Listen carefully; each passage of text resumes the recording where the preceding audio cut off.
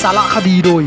ลียาพามวนเบิ่งแล้วมักเบิ่งแล้วถึกใจก็อย่าลืมกดไลค์กดแชร์และกดติดตามให้แกซ่องลียาพามวนด้วยขอขอบใจ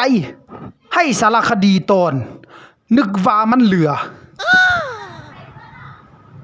เรียกจุดติพูดแหละสักเถอะกินใครโทรมานี่ฮัลโหลใช่เหรอมีเพื่อนเหรออยู่เพื่อนนี่ล่ะมีเบียกอีลงนิดนึงมาแม่เค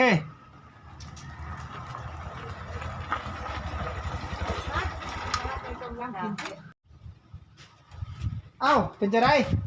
นั่งก่อนเขามีนัดกับสาวมื้อคืนมื้อแลงแต่เขาย่านติดพยาธิเขาคนเฮ็ดแนวใด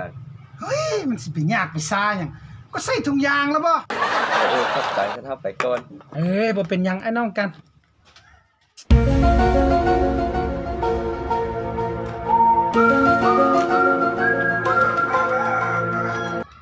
หลอดได้นี่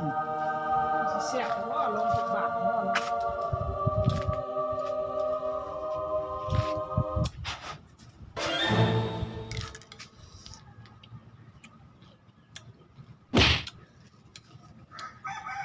เฮ้ย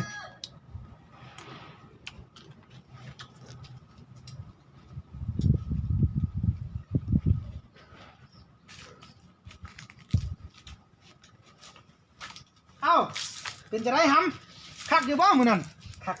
ทางเจ็บอีตายฉันเป็นหยังคือว่าเจ็บซั่นน่ะหนองในนี่แหละไปเฮ็ดแนวใดมันมีหนองในซั่นน่ะบ่ใส่ถุงยางวะใส่ทั้งหมด3ซ้อนพุ่น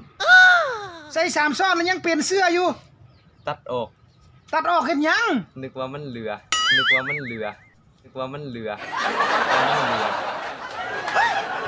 เป็นจังไดท่านผู้ชมเบิ่งแล้วฮักเบิ่งแล้วมักเบิ่งแล้วถึกใจก็อย่าลืมกดไลค์กดแชร์และกดติดตาม